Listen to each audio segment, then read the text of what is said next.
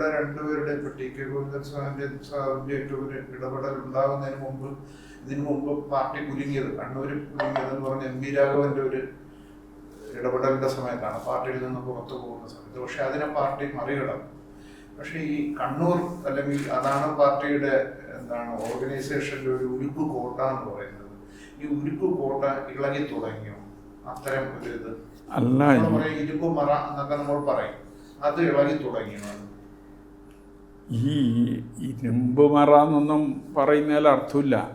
ഇന്നൊരു ഇരുമ്പ് മറിയുമില്ല. സംസ്ഥാന സെക്രട്ടേറിയറ്റും സംസ്ഥാന കമ്മിറ്റിയും PB അടക്കം ചർച്ച ചെയ്യുന്ന കാര്യങ്ങൾ പോലും ഇന്ന് മാധ്യമങ്ങൾക്ക് ലഭിക്കുകയാണ്. പഴയ കാലത്ത് അതില്ല. MVRന്റെ കാലത്ത് EMS ഉൾപ്പെടെയുള്ള നേതാക്കന്മാർ ഉണ്ടായിരുന്നു.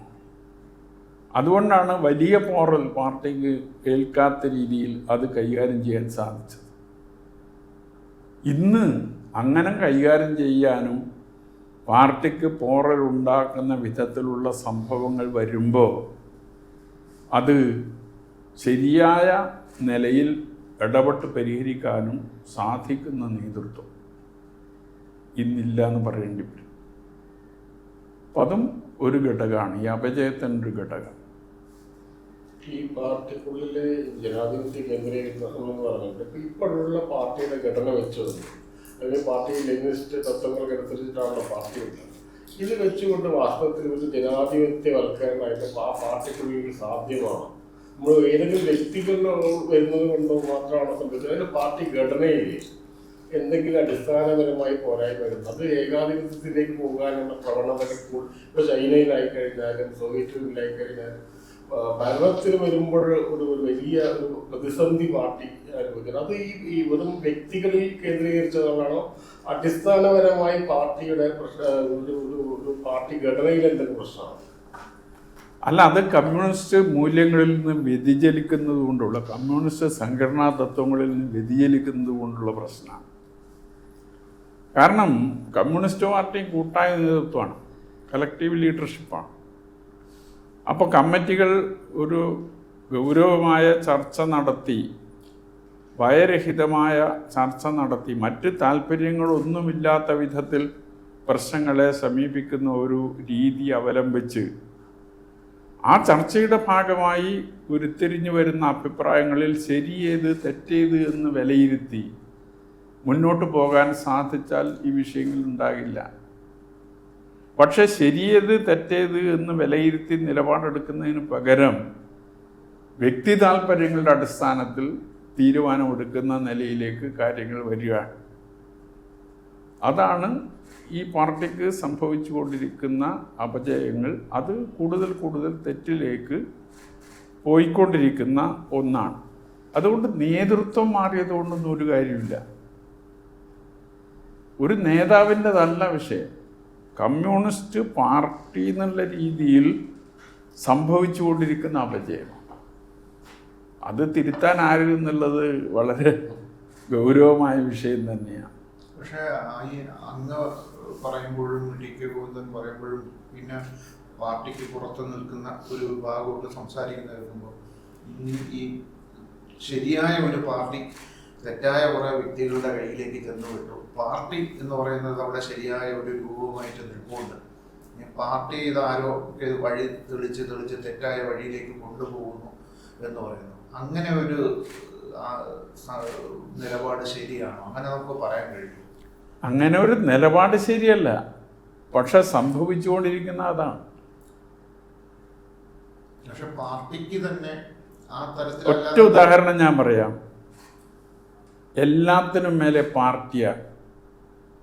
പക്ഷെ ഇവിടെ പിണറായി അധികാരത്തിൽ വന്നതിന് ശേഷം പാർട്ടിക്ക് ഒരു നിയന്ത്രണവുമില്ല, എല്ലാം പിണറായി തീരുമാനിക്കും എന്ന അവസ്ഥയിലേക്ക് കാര്യങ്ങൾ മാറി. മുഖ്യമന്ത്രിക്കും മുകളിലാണ് പാർട്ടി സെക്രട്ടറി, കമ്മ്യൂണിസ്റ്റ് പാർട്ടിയുടെ. ഗവൺമെൻറ്റിന് തെറ്റ് സംഭവിക്കുമ്പോൾ പാർട്ടി ഇടപെട്ട് തിരുത്തേണ്ടതാണ്. പാർട്ടിക്കല്ലാതെ അതിലിടപെട്ട് തിരുത്തിക്കാൻ കഴിയില്ല. പഴയ കാലത്ത് ആ നിലയിലുണ്ടായിരുന്നു, പക്ഷെ ഇപ്പോൾ അതല്ല. എൻ്റെ സംശയം അതാണ്, ഈ പിണറായി വിജയൻ എന്ന് പറയുന്ന ഒരു തടസ്സം മാറിയാൽ CPM രക്ഷപ്പെടുമോ? ഇല്ല. ഒരു വ്യക്തിയല്ല പ്രശ്നം. അത്തരത്തിലേക്ക് ആളുകൾ മാറിക്കൊണ്ടിരിക്കുകയാണ്. അത് പിണറായിയുടെ ഒരു കുഴപ്പം കൊണ്ട് മാത്രമല്ല. അവിടെ ഒരാൾ അധികാരത്തിൻ്റെ നേതൃസ്ഥാനത്തേക്ക് വരുമ്പോൾ അയാളെ നിയന്ത്രിക്കാനുള്ള അധികാരം ഞങ്ങൾക്കുണ്ട് എന്ന് പാർട്ടി നേതൃത്വത്തിലുള്ള സഖാക്കൾക്ക് തോന്നണ്ടേ? അങ്ങനെ തോന്നിയാൽ മാത്രമല്ലേ തിരുത്തിക്കാൻ കഴിയൂ. അവർക്കും അങ്ങനെ തോന്നുന്നില്ല. നിങ്ങൾ പറഞ്ഞതിൽ തന്നെ എൻ്റെ ഒരു മറുപടി ഉണ്ട്. അതായത് വ്യക്തി കേന്ദ്രീകൃതമാകുന്നു, അല്ലെങ്കിൽ നേരത്തെ പറഞ്ഞ ഭയം വരുന്നത്, അപജയം പിണറായിയെ ചുറ്റിപ്പറ്റിയാണ്. നമുക്ക് എല്ലാവർക്കും അറിയാം പിണറായി എന്നൊരു ഒറ്റ വ്യക്തിയെ കുറിച്ചാണ് പറയുന്നത്. പക്ഷെ താങ്കൾ തന്നെ പറയുന്നത് പിണറായി മാറിയാൽ പാർട്ടി മാറുകയുണ്ട്. പിണറായി മാത്രമല്ല പ്രശ്നം അല്ലേ? അല്ല, പിണറായി മാറി പുതിയൊരാൾ വന്നാലും അത് ഇങ്ങനെ ആയിരിക്കില്ല എന്നുള്ളതിന് എന്താ തെളിവ്? എന്താ നമുക്ക് പറയാൻ പറ്റുക? പിണറായി മാറി ഈ പുതിയൊരാൾ വരുമ്പോൾ ഈ പാർട്ടി രീതിയിൽ വന്ന മാറ്റം ഇനി അങ്ങോട്ട് പുതുതായി വരുന്ന ആളുകളിലും പ്രതിഫലിക്കും. അത് ഏതെങ്കിലും ഒരു വ്യക്തി എന്നുള്ള നിലയിലേ അല്ല.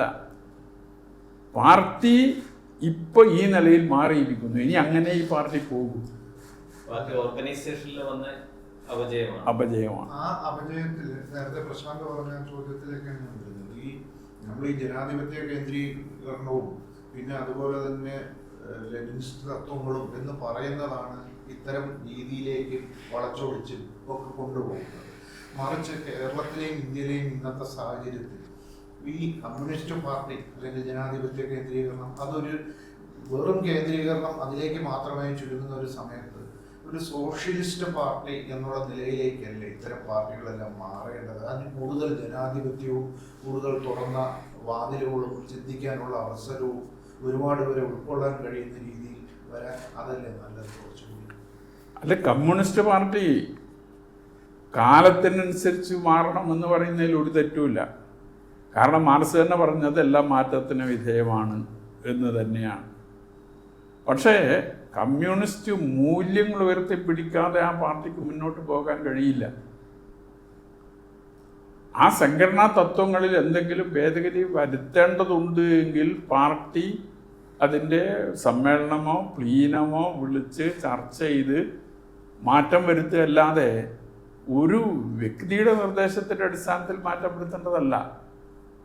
പക്ഷെ കാലത്തിനനുസരിച്ചുള്ള മാറ്റം സ്വാഭാവികമായും കമ്മ്യൂണിസ്റ്റ് പാർട്ടിക്കകത്തും വരും, അതെല്ലാത്തിലും വരും. പക്ഷെ ഇന്ന് ഈ മാറ്റം എന്ന് പറയുന്നത് തെറ്റിലേക്കാണ് പോയിക്കൊണ്ടിരിക്കുന്നത് എന്നതാണ് എൻ്റെ വിമർശനം. ഈ അവിടെ പല സ്ഥലത്തും പി ജയരാജനെ സ്വാഗതം ചെയ്തുകൊണ്ട് അല്ലെങ്കിൽ പി ജയരാജൻ അഭിവാദ്യം അർപ്പിച്ചുകൊണ്ട് അദ്ദേഹം വന്നു കഴിഞ്ഞാൽ അദ്ദേഹത്തിന് പുതിയ റോൾ കൊടുക്കണം, കൂടുതൽ കാര്യമായ റോൾ കൊടുക്കണം എന്നൊക്കെ പറയുന്നുണ്ട്. അങ്ങനെ ഒരു ഫീലിംഗ് കണ്ണൂരിലെ പാർട്ടിക്കാർ ജനങ്ങൾക്കിടയിൽ ഉണ്ടോ, പാർട്ടി പ്രവർത്തകർക്കിടയിൽ ഉണ്ടോ? അങ്ങനെ പറയാൻ സാധിക്കില്ല. പക്ഷേ പി ജയരാജനെ ഒറ്റപ്പെടുത്താനുള്ള ഒരു ശ്രമം പാർട്ടിക്കുള്ളിൽ നടന്നു എന്ന വികാരം കണ്ണൂരിലെ പാർട്ടി സഖാക്കൾക്ക് മാത്രമല്ല കേരളത്തിൽ അങ്ങനെ ഒരു വികാരമുണ്ട്. അതിന് ഏറ്റവും പ്രധാനപ്പെട്ട ഒരു കാരണം ജയരാജൻ ലോകസഭയിലേക്ക് മത്സരിക്കുമ്പോൾ സെക്രട്ടറി സ്ഥാനത്തേക്ക് പുതിയ ആൾ വന്നു, മത്സരത്തിൽ പരാജയപ്പെട്ടു. പക്ഷേ പാർട്ടി സെക്രട്ടറി ചുമതല ഏൽപ്പിച്ചു കൊടുത്തില്ല. അതേപോലെ എം വി ജയരാജൻ മത്സരിച്ചു, പരാജയപ്പെട്ടു. പക്ഷേ എം വി ജയരാജൻ സെക്രട്ടറി സ്ഥാനത്തേക്ക് തിരിച്ചു വന്നു. ഇതുപോലുള്ള ചെറിയ ചെറിയ മറ്റു ഒട്ടേറെ വിഷയങ്ങളും ചൂണ്ടിക്കാണിക്കാനുണ്ടാവും. അപ്പോൾ രണ്ടുപേർക്ക് രണ്ട് നീതി എന്ന നിലയിലുള്ള ഒരു അഭിപ്രായം പാർട്ടിക്കുള്ളിൽ ശക്തമായ രീതിയിൽ നിലനിൽക്കുന്നുണ്ട്. മാത്രമല്ല പി ജയരാജൻ RSSൻ്റെ അതിപൈശാചികമായ അക്രമത്തിന് വിധേയമായി മരണത്തിൽ നിന്ന് രക്ഷപ്പെട്ടു വന്ന ഒരു സഖാവാണ്. അങ്ങനെയുള്ള ഒരു വികാരവും കണ്ണൂരിലെ ജനങ്ങൾക്ക് ജയരാജനുമായി ബന്ധപ്പെട്ടുകൊണ്ടുണ്ട്. അങ്ങനെ വന്ന ഒരു സഖാവിനെ പാർട്ടിക്കകത്ത് ഒറ്റപ്പെടുത്താൻ ഇപ്പോൾ ജയരാജന് അനുകൂലമായി പലയിടത്തും ഫ്ലെക്സ് ബോർഡുകളും മറ്റും വെച്ചപ്പോൾ അതിനെതിരായിട്ടുള്ള വലിയ വിമർശനം പാർട്ടിയുടെ ഭാഗത്തു നിന്നുണ്ടായി. ജയരാജന് അനുകൂലമായി പാട്ടെഴുതി എന്നുള്ള നിലയിൽ അതിനെതിരായിട്ടുള്ള വലിയ വിമർശനം ഉണ്ടായി. ഇതൊക്കെ കൂട്ടി വായിച്ചുകൊണ്ടാണ് ഇത്ര വലിയ ത്യാഗം സഹിച്ചിട്ടുള്ള ഒരു നേതാവിന് ഈ പാർട്ടിക്ക് ഒറ്റപ്പെടുത്താൻ ശ്രമിക്കുന്നു എന്ന വികാരത്തിന് മേലെയാണ് ജയരാജനോട് ഈ ഒരു മനോഭാവം പാർട്ടി സഖാക്കളിൽ വളർന്നു വന്നത്. അതും ഞാനീ പറഞ്ഞ പല തെറ്റായ നിലപാടുകളെയും ജയരാജൻ എതിർക്കാൻ സന്നദ്ധമായി എന്നതുകൊണ്ടാണ് ജയരാജനെ ഒറ്റപ്പെടുത്താനും ക്രൂശിക്കാനും തയ്യാറായത് എന്ന് വിശ്വസിക്കുന്ന ഒരാളാണ് ഞാൻ.